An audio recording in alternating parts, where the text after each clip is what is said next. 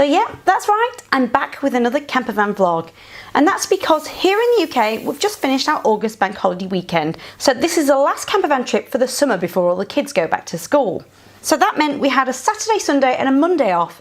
And this time we went to Wales. In fact, we ended up at a village called Borth.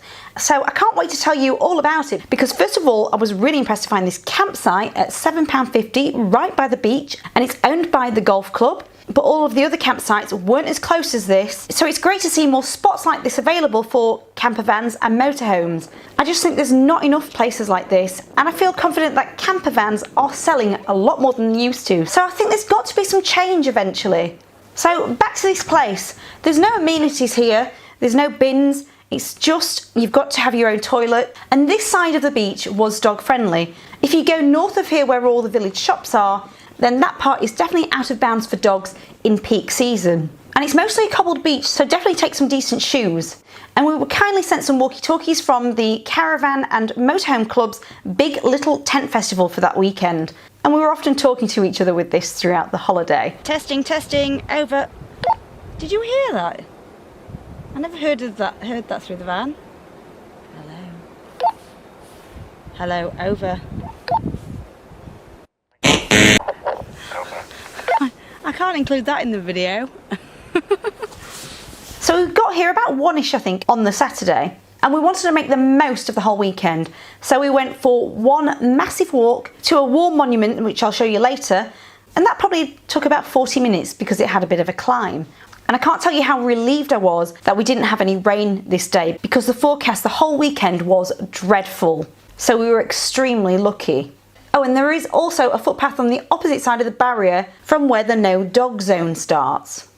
So I'd never heard of this village, and it was a very colourful place, but something we found very odd is that it was very rare to hear a Welsh accent, and most people had Brummie accents. But it turns out a lot of people from the Worcestershire area come here for a holiday, but I know people near where we are in Coventry go to Skegness, and there's a direct train from Birmingham International that gets here as well.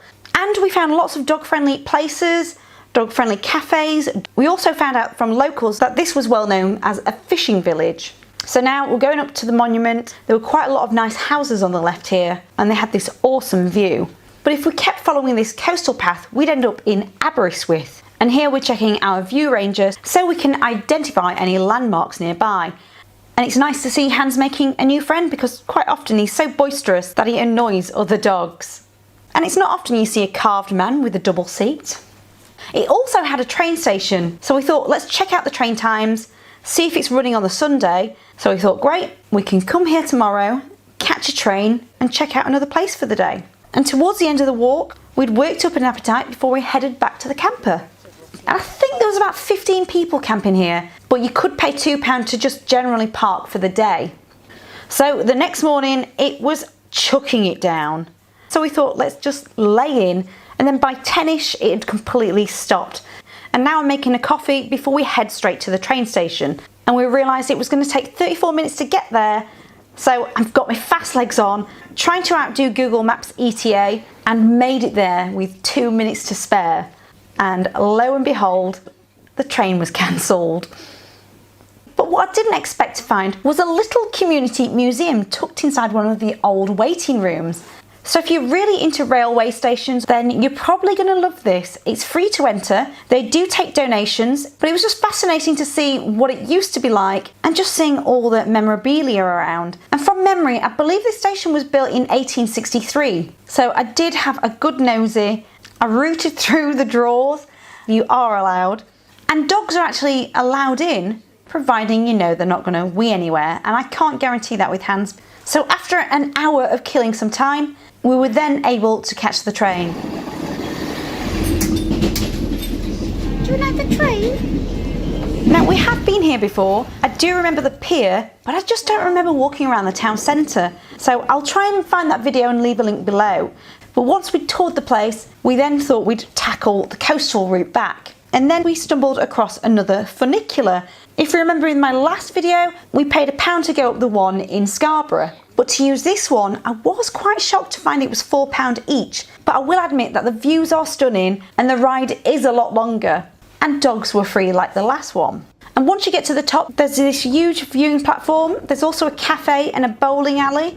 And as for the walk, there were some very steep areas. So I think we can safely say we all got a lot of exercise this weekend. And I'd definitely recommend this little camping spot to anyone who's got a motorhome or a camper van. And we thoroughly recommend the local cafe for a big breakfast. So if you know of any similar areas like this, then feel free to comment below. But next week, I'll definitely be back to some DIY as usual.